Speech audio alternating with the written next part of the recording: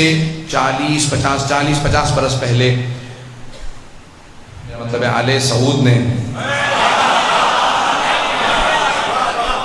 ایک مرتبہ کہا کہ ہم قبر کو منتقل کرنا چاہتے ہیں حضرت عبداللہ کی. اب تمام میڈیا والے پہنچنا چاہتے تھے کہ کیا ہوگا، کیسا ہوگا، قبر کھودیں گے، کچھ کس طرح سے بے حرمتی نہ ہو. تو یہاں تک ہے کہ بہت سے لوگوں نے کہا کہ کفن موٹے کپڑے کا تھا، جو پرانا کپڑا ہوتا تھا.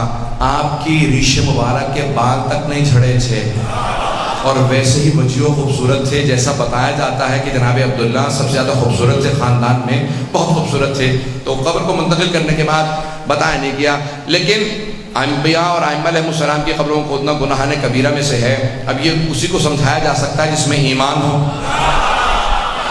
لیکن حضرت عبداللہ سے متعلق بھی 1400 سال بعد جب قبر مطہر کو کھولا گیا تو آپ کا چہرہ ویسا ہی نورانی تھا، ریش مبارک ویسی خوبصورت تھی جیسا تاریخ نے لکھا ہے کہ آپ وجیح تھے. جب چلتے تھے تو لوگ رک کے پوچھتے تھے یہ آسمان سے نازل ہوئے ہیں یا زمین کی مخلوق ہے. جس وجود کے اندر جناب حبیب خدا سے وابستگی ہو وہ ایسا ہو جاتا ہے. عزیزان گرامی، اجداد میں سب سے زیادہ خوبصورت جناب عبداللہ کے متعلق ملتا ہے کہ سب سے خاندان میں خوبصورت، پھر حضرت حمزہ، اور پھر بعد میں جس خاندان میں سب خوبصورت ہو. جملہ کہہ گیا، جہاں سب خوبصورت ہو کہ خود صحابہ پوچھتے تھے یا رسول اللہ، آپ کہتے ہیں کہ کائنات میں سب سے خوبصورت یوسف گزرے تھے، ہم جب آپ کو دیکھتے ہیں تو جو مشرک بھی دیکھ کے جاتا ہے واپس آ کے پوچھتا ہے یہی محمد ہے؟ اتنے خوبصورت ہیں آپ. کہا اگر میرا بھائی یوسف بھی میرے ساتھ چلے تو لوگ اسے نہیں دیکھیں گے، مجھے دیکھیں گے. کہا یا رسول اللہ کیوں؟ کہا مجھ میں کشش زیادہ ہے، انا اجذب منہ، مجھ میں جذابیت، کشش زیادہ ہے، اٹریکشن زیادہ ہے. کہا کہ یا رسول اللہ پیغمبر اتنے خوبصورت، اور رسول اسلام نے فرمایا یا علی انت کا بدر الدجا، آپ کا چہرہ چودھری کے چاند جیسا. حبیب خدا نے فرمایا یا علی آپ کا چہرہ چودھری کے چاند کی مانند ہے. اور پھر پیغمبر اسلام نے امام حسن و حسین کے نام رکھے حسن و حسین، جو نکلے ہی حسن سے ہے. حسن بھی حسن سے، حسین بھی حسن سے. سوچیں کتنے خوبصورت ہوں گے. جس گھر میں سب خوبصورت ہیں وہاں ایک ایسی ہستی ہے جسے علی کہہ رہے ہیں ہذا قمر بنی ہاشم.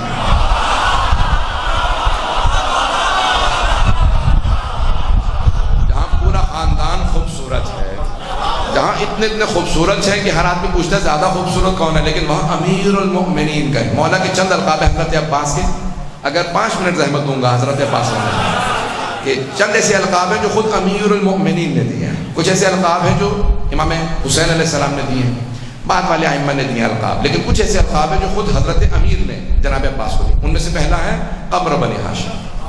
ہاں، جب کسی نے کہا نا یا علی، کوئی بالکل آپ کے حلیے میں جیسے آپ امامہ باندھتے ہیں، آپ تحت الحنک نکالتے ہیں، اپنے چہرے کو چھپا کے جنگ کرتے ہیں. مولا سے کسی نے پوچھا تھا کہ آپ چہرہ ڈھانپ کیوں لیتے ہیں، صرف آنکھیں نظر آ رہی ہوتی. کہا کہ جب دھول اڑتی ہے تو اذیت دیتی ہے، اس لیے میں صرف آنکھوں کو چھوڑ کے پورا چہرہ اپنا مولا تحت الحنک نکالتے چہرے کو ڈھانپ لیا کرتے تھے. جب جنگ کر رہے ہوتے تھے تو مورخین نے لکھا کہ مولا کی آنکھیں صرف نظر آ رہی ہوتی تھی، بڑی بڑی آنکھیں تھی، جب دیکھتے تھے تو اگلے کا پتا پانی ہو جاتا تھا. ہیبت و جلال ایسا تھا، دیکھتے تھے آنکھوں سے قتل کر دیا کرتے تھے. کہ یعنی بالکل کوئی آپ کے انداز سے اسی طرح چہرے پہ نقاب ڈالے ہوئے، آپ کی طرح شمشیر لے ہوئے، ویسی آنکھیں ہیں. میدان صفین میں چلا گیا، میرے مولا مسکرائے، کہ اس سے کہو علی نے بلایا. جب واپس آئے تو دور سے آ رہے تھے. جناب عباس کی زلفیں بہت طویل تھی، سیاہ بال تھے، آنکھیں بہت خوبصورت تھی، تو ابھی چہرے پہ نقاب تھا، کچھ بال چہرے پہ ذرا گورا تھا. مولا نے دور سے دیکھے کہا ہذا قمر بنی ہاشم، یہ بنی ہاشم کا قمر ہے، یہ بنی ہاشم کا چاند ہے. تو جناب امیر نے کہا قمر بنی ہاشم، اور باب الحوائج بھی خود جناب امیر نے کہا. لقب یہ جناب امیر نے. 4 باب الحوائج ہیں، لیکن حضرت کتاب کا نام ہے قمر بنی ہاشم. لکھنے والے ہیں عبداللہ شیخ علی ربانی خلخالی، 2 جلدوں میں کتاب ہے. انہوں نے القاب کی بحث کی ہے. وہ فرماتے ہیں باب الحوائج خود مولا نے کہا، حضرت عباس. گھبرا تو نہیں رہے؟ فیضان گرامی، حضرت عباس جس وجود کے مالک ہیں کہ ہر امام نے ان کا نام لے کے تعریف کی ہے. اور میرا موضوع بھی اجداد ہے تو اس میں ماؤں سے متعلق ایک جملہ پیش کر دوں. جو سب سے پربرکت سب سے زیادہ باعظمت، سب سے زیادہ پاک دامن، سب سے زیادہ باتقوا بیویاں تھیں، اللہ نے انہی کا انتخاب کیا۔ حضرت سارہ نبی کی بیٹی ہیں، نبی کی زوجہ ہیں، نبی کی ماں ہیں، نبی کی بہن ہیں، لیکن اللہ نے کہا سارہ آپ سے ایک بیوی افضل ہے تقوی میں، نام ہے ہاجرہ، کیونکہ آپ سے افضل ہے۔ اب وہی اجداد رسالت مآب میں آئیں گی، ماؤں میں جب آئیں گی تو حضرت ہاجرہ، پتہ نہیں میں بات پہنچا پایا ہوں یا نہیں پہنچا پایا۔ اب سوچئے جناب ام البنین کا مقام کیا ہوگا۔ اب سوچئے کہ جناب امیر علیہ السلام سوال کریں، ارے مولا سے زیادہ کوئی دنیا میں جاننے والا تھا، یہ سوال کر کے مولا دنیا کو پیغام بھیجوا رہے ہیں۔ میں عقیل سے پوچھ کے تمہیں سمجھا رہا ہوں کہ سوچو مجھے کتنا شوق ہے کہ عباس جیسا وجود مقدس، وہ امیر المومنین جن کے حسن حسین جیسے بیٹے ہوں، وہ تہجد میں دعا مانگے پروردگارہ ایک ایسا بیٹا دے جو کربلا میں میری نمائندگی کر سکے۔ مجھ سے درخواست کی گئی تھی کہ چند جملے میں حضرت عباس سے متعلق پیش کر دوں، تو حضرت ام البنین، نام فاطمہ ہے، میں پیش کروں گا، کچھ اور میرے ساتھ اگر ساتھ دیں گے۔ حضرت ام البنین کا نام بھی فاطمہ ہے، نام فاطمہ ہے۔ فاطمہ کے علاوہ خاندان بہت بڑا، حزام سردار تھے بہت بڑے اپنے قبیلے کے، ان کی بیٹی ہیں حضرت ام البنین۔ ان کے بھائی ماموں اجداد بہت جنگجو شجاع تھے، دو چیزوں میں مشہور تھے، شجاعت میں اور وفاداری میں۔ تو جناب امیر علیہ السلام نے صرف اس لیے اظہار کیا تھا جناب عقیل سے تاکہ معلوم ہو جائے میں کن صفات کو دیکھ رہا ہوں آنے والے میں۔ کہا مجھے ایسا بیٹا چاہیے جو شجاع بھی ہو اور وفادار بھی ہو۔ دنیا میں جب بھی مثال دی جاتی ہے تو حضرت عباس ہی کی مثال دی جاتی ہے، تو کہا کہ ایسا بیٹا چاہیے جو وفادار۔ کہا پھر اس خاندان سے بہتر خاندان میں جب آئی نا جناب ام البنین، تو جناب امیر نے آواز دی کا فاطمہ، تو جناب ام البنین نے سنا، پھر بیوی کے بیٹوں کو اور بیٹیوں کو دیکھا، اور ایک مرتبہ جناب امیر سے درخواست کی، کہا مولا کچھ درخواست کر سکتی ہوں؟ کہا ام البنین کیا درخواست ہے، کیا بات ہے؟ کہا مولا مجھے آئندہ فاطمہ نہ کہیے گا۔ کہا آپ کا نام فاطمہ ہے؟ کہا لیکن جب آپ کہتے ہیں نا فاطمہ تو میں نے دیکھا ہے کہ بیوی کے سارے بچے، دونوں بیٹے دونوں بیٹیاں فوراً ماں کو تلاش کرنے لگتے ہیں، ان کی آنکھیں تڑپنے لگتی ہیں، بس فاطمہ سنتے ہیں جیسے آنکھیں پیاسی ہیں، فوراً ماں کو تلاش کرتی ہیں۔ تو کہا مجھے فاطمہ نہ کہیے گا، تو میری درخواست ہے آپ سے۔ مولا نے کہا پھر آج سے میں آپ کو لقب دے رہا ہوں ام البنین۔ ام البنین یعنی بیٹوں کی ماں، شیر جیسے بیٹوں کی ماں۔ بیوی کے 4 بیٹے ہیں، چاروں میدان کربلا میں شہید ہوئے ہیں۔ جب جا رہے تھے نا کربلا کے لیے تو بیوی نے ایک جملہ کہا تھا، عباس، جعفر، عبداللہ، عثمان، سب کو بلایا، کہا میرے بیٹو اگر تم میں سے کوئی مارا گیا نا میں کہوں گی میرا ایک بیٹا کم تھا، لیکن زہرا کے لال پہ آنچ نہ آئے، میں کبھی دودھ نہیں بخشوں گی، کہ میری ساری اولاد قربان حسین ابن علی کے۔ 2 دن سے میں مسائل پیش کر رہا ہوں، میں ہر روز غور کرتا ہوں، پرسوں بھی چند افراد بے ہوش ہو گئے تھے، ابھی ساری لائٹیں نہ بجھائیے گا، میں چند جملے ایسے پیش کروں گا جس میں مجھے ضرورت ہے دکھانے کی۔ اگر سنیں گے آج تو میں حضرت ام البنین سے متعلق، میں پوری شہادت نہیں پڑھوں گا، میرا وعدہ ہے آپ سے۔ میں نے دونوں دن غور کیا ہے کہ بہت سے نوجوان بہت سے بزرگ برداشت نہیں کر پاتے، سنیں گے آج میں جناب ام البنین سے متعلق جملے پیش کرنا چاہتا ہوں۔ جب بیوی کو خبر ملی نا، بشیر ابن جزلم نے اعلان کیا مسجد نبوی میں، الا یا اہل یثرب لا مقام لکم بہا قتل الحسین بکربلا، اے مدینے والو اب مدینہ رہنے لائق نہیں رہا، نواسہ رسول حسین مارا گیا۔ البتہ انہوں نے نہیں کہا نواسہ رسول حسین، کہا حسین، قتل الحسین بکربلا، حسین کربلا میں مارے گئے۔ بیوی نے جیسے ہی سنا نا حسین کربلا میں مارے گئے، فوراً اپنے پوتے کو بلایا، 7 برس کے تھے، کہا مجھے فوراً مسجد نبوی لے چل۔ بیوی کی آنکھوں میں موتیا اتر آیا تھا، اس وقت بیوی دیکھ نہیں پاتی تھی، ہاتھ میں عصا لیا، سر پہ برقع لیا، پوتے کے کاندھے پہ ہاتھ رکھا، کہا مجھے مسجد نبوی لے چل۔ ایک مرتبہ مسجد نبوی میں آئی اور آنے کے بعد ایک جملہ کہا بشیر یہ کون سا حسین مارا گیا؟ جیسے سوال کیا نا کون سا حسین مارا گیا، تو بشیر نے پلٹ کے کہا بی بی آپ کو نہیں معلوم، نواسہ رسول حسین مارا گیا، علی کا لال حسین مارا گیا۔ زہرا کے دل کا چین حسین مارا گیا.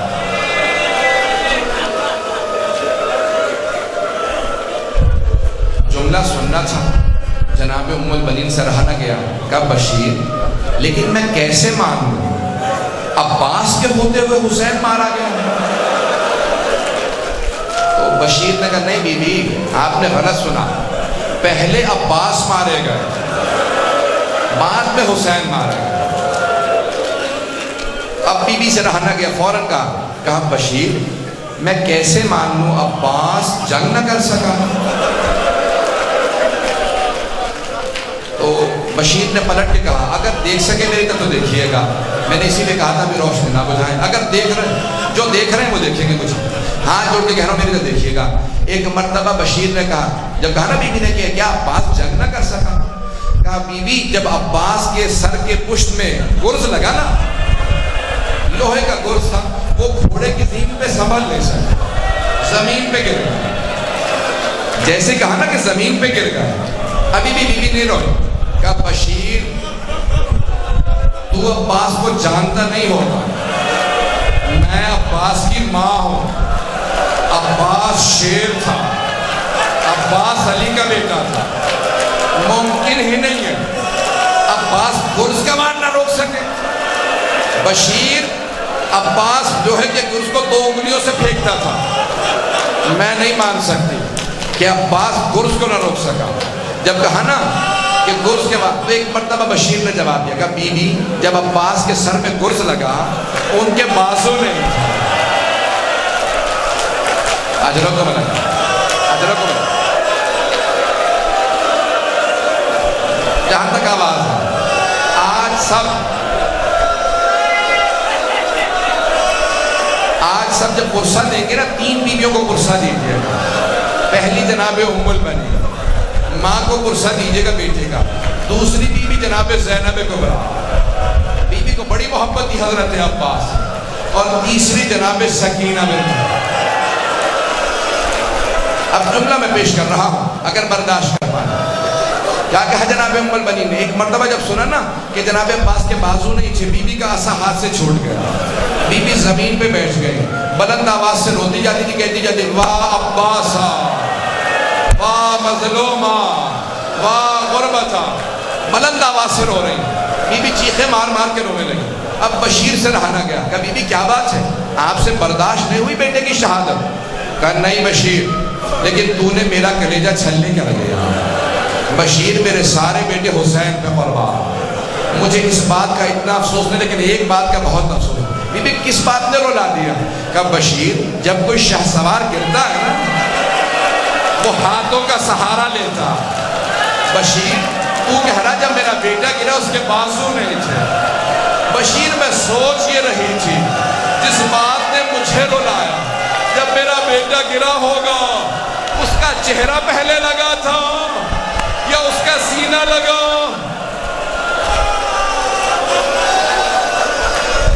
اجرکم اللہ.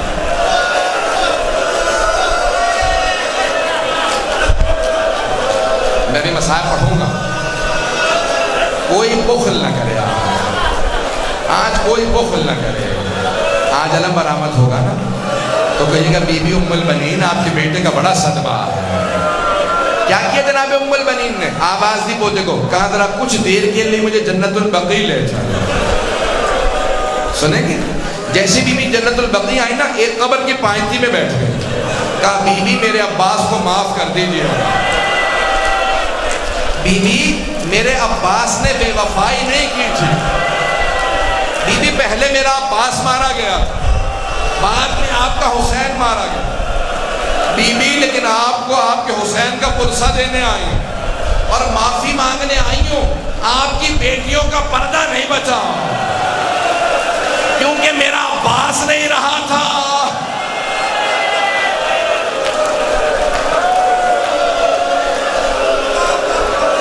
اجرکم اللہ، اجرکم اللہ. سنیں میں بھی پڑھوں گا 5 سے 10 منٹ کی زحمت اور اگر برداشت کر پائیں. عزیزان گرامی جناب ام البنین اٹھی، کہا کہ مجھے جناب زینب کے پاس لے چل، پوتے سے کہا مجھے جناب زینب کے پاس لے چل۔ آئیں جناب زینب کے پاس، فوراً آگے کہا بی بی میں آپ کو حسین کا پرسہ دینے آئی۔ جناب زینب تڑپنے لگی، رونے لگی، کہا اماں میں آپ کو عباس کا پرسہ دیتی ہوں۔ جناب ام البنین نے کہا بی بی مجھے عباس کا پرسہ نہ دو، مجھے حسین کا پرسہ دو، میرے سارے بیٹے حسین پہ قربان۔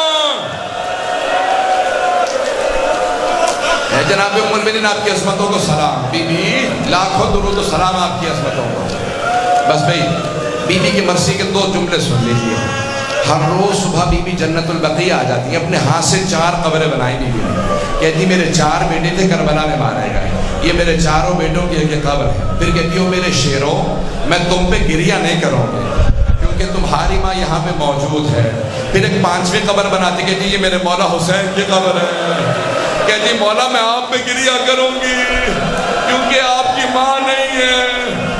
پھر کہتی ہو کربلا سے آنے والوں مجھے اتنا بتا دو کہ ابھی بھی فرات پہ پہرے ہیں یا قبروں پہ پانی ڈال دیا؟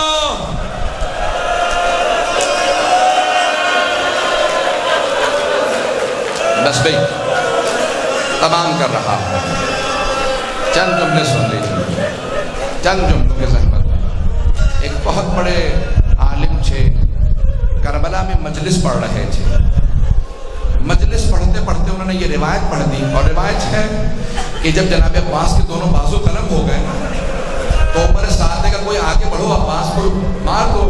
کہا نہیں یہ شیر ہے، ہم سے کوئی آگے نہیں جا سکتا۔ کہا پھر کیسے ماریں گے؟ کہا جتنے تیر انداز ہیں سب کو بلا دو۔ کہا جناب عباس ابھی بھی سوار تھے، بازو نہیں تھے، ان سب نے تیر لگائے اور چلانے لگے، پورے جسم میں تیر پیوست ہو گئے، سینے میں تیر تھے۔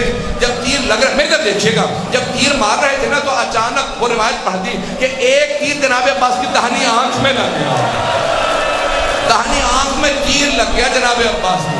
یہ جملہ کہا امام حسین کے حرم میں نماز پڑھاتے تھے آیت اللہ یہ شیخ یحییٰ یثربی، وہ بے ہوش ہو کے گر گئے۔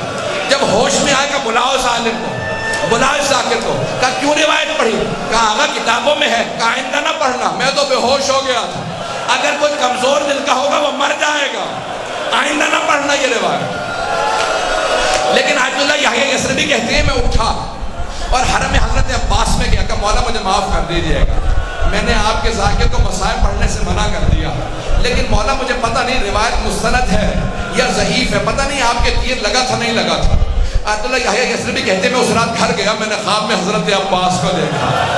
کہا شیخ تو نے کیوں روکا میرے ذاکر کو؟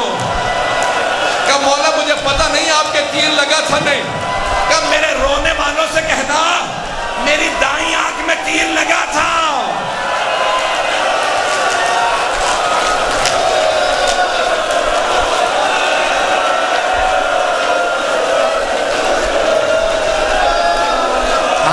دو جملوں کے ذہن بس میں آپ سے برداشت نہیں نہ ہو رہا، سنیں گے میری طرف دیکھیے گا، میں ہاتھ جوڑ کے آخری جملے پڑھ رہا، اب میرے سینے میں طاقت نہیں پڑھنے کی، آپ میں طاقت نہیں رونے کی۔ جناب عباس نے کہا شیخ یحییٰ یثربی میرے رونے والوں سے کہنا میری دائیں آنکھ میں تیر لگا تھا، لیکن میرے رونے والوں سے پوچھنا اگر آنکھ میں بال بھی چلا جائے آدمی فوراً صاف کرتا ہے، کہ میری آنکھ میں تیر لگا تھا لیکن میرے بازو نہیں تھے، میں تیر کیسے نکالتا؟ کیا میرا بازو نہیں تھے؟ میرے طرف دیکھیے گا، مولا کہتے ہیں میں نے سر کو جھٹکا، میں نے سر کو بہت جھٹکا، تیر نہیں نکلا، پھر میں نے سر جھکایا، دونوں گھٹنوں سے تیر کو پکڑا، ایک مرتبہ تیر کو گھٹنوں سے کھینچا، جب تیر نکلا میری آنکھ میں تکلیف محسوس ہوئی، زندگی میں پہلی مرتبہ میں نے اپنے بھائی کو بلایا، آقا مولا میری مدد کو آؤ، میری آنکھ میں بڑا درد ہے۔ وَسَيَعْلَمُ الَّذِينَ ظَلَمُوا أَيَّ مُنقَلَبٍ يَنقَلِبُونَ۔ بس بھئی علم برآمد ہو گیا، میں صرف ایک جملہ کہوں گا، جب بھی باب الحوائج کو واسطہ دیں گے تو مولا کے 2 واسطے بلکہ 3 واسطے، ایک تو ان کی ماں کا واسطہ جناب عباس کو ماں سے بڑی محبت تھی. اگر دعا پوری نہ ہو کہ مولا آپ کو آپ کی ماں کا واسطہ ہماری دعا کو رد نہ کیجیے گا. آج سارے ظہور امام زمانہ کی دعا مانگیے گا. دوسرا کس کا بہت زیادہ مولا کو پاس تھا؟ جناب زینب کا. لیکن تیسرا پاس کس کا تھا؟ میں جس جملے کے ساتھ آپ کو زیارت کے لیے کہوں گا، جب میں مکمل کر تو سب کھڑے ہو جائیں گے، زیارت کر لیجیے گا. کس کا پاس تھا؟ 3.5 برس کی بچی. جب مولا حسین علم لے کے واپس آئے تھے نا جناب عباس کا، تو بی بی نے سوال کیا، بابا آپ علم کیوں لے کے آئے؟ میرے چچا عباس کہاں؟ تو مولا نے نہیں بتایا، شہادت ہو گئی. کہا بیٹی وہ فرات کے کنارے سو گئے. جب شام غریبہ آئی نا اور شمر نے بیوی کو تماچا مارا، بیوی نے فوراً فراق کا رخ کیا. کہا چچا عباس آ جاؤ، چچا واپس آ جاؤ، اس ملعون نے مجھے تماچے مارے. رو رہی ہے سوچ کر،